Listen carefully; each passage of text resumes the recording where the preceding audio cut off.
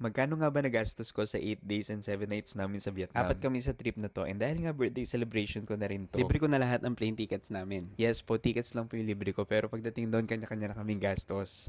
So let me break down everything para magkaroon kayo ng idea kung magkano ang possible na budget for a Vietnam trip. For our airfare, 14,100 per person and round trip na po yun. Plus travel tax na 1,620 each. For accommodation naman, 3 different accommodations yung tinuluyan namin. In total, 5,750 per person yung accommodation. For 8 days na yun ha, and 7 nights. Now, for transportation from Noi Bai International Airport in Hanoi going to Sapa, nag-sleeper bus kami which cost 1,300 per person. Then pagdating namin sa Sapa, binaba kami sa HK Bus Lines Terminal at sa 1,3 na binayaran, kasama na rin dun yung van na maghahatid sa amin papunta sa kung saan kami magstay. Going back to Hanoi, nag-private car naman kami which cost 1,300 per person. For Grab, umabot ako ng 1,630.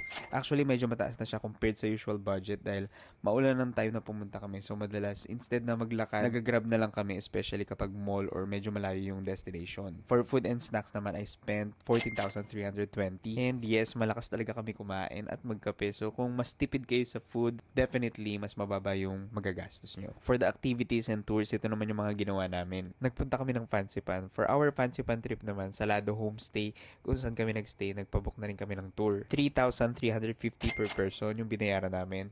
And included na lahat yung entrance, monorail, cable car, and funicular. Kasama na rin yung buffet after na activity. Next naman, pumunta kami ng Catcat Village. For the entrance, 350 per person yung binayaran namin.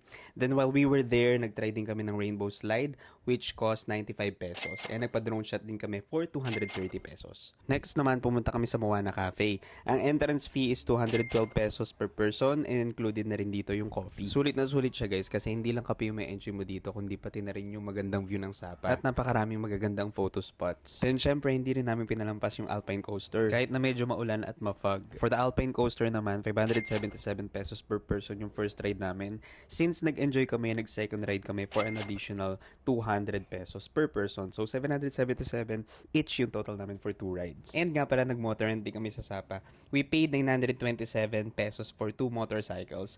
Good for 2 days na yun and kasama na rin yung gas. So that's only around 232 pesos per person. Yun nga lang, hindi namin masyado nasulit yung motor kasi nga due to crappy weather. And of course, hindi mawawala yung pasalubong. For my pasalubong, I spent around 9,200 pesos. And syempre, depende rin sa inyo kung magkano yung gusto nyong gastusin sa shopping and pasalubong. Then for the additional baggage, 3,000 yung total namin pero hinati namin na ate. So, 1,500. Nagpunta rin kami sa famous train street sa Hanoi. Wala naman siya entrance fee.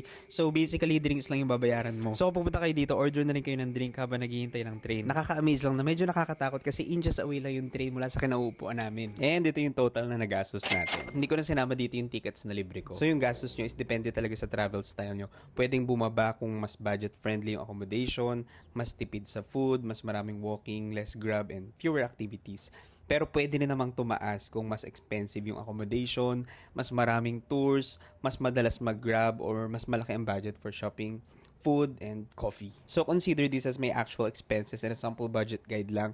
Hindi siya fixed amount. But honestly, for us, sobrang sulit niya. Ang dami naming napuntahan, ang dami naming nakain, ang dami naming activities na na-try. Though hindi lahat kasi nga dahil sa masamang panahon. And most importantly, ang dami naming memories na nabuo. And sobrang saya ko kasi nga, first time ko mag-travel sa Vietnam at mag-celebrate ng birthday doon. So if you're planning a Vietnam trip, hopefully makatulong itong breakdown na to para magkaroon kayo ng idea kung magkano yung possible na kailangan yung budget.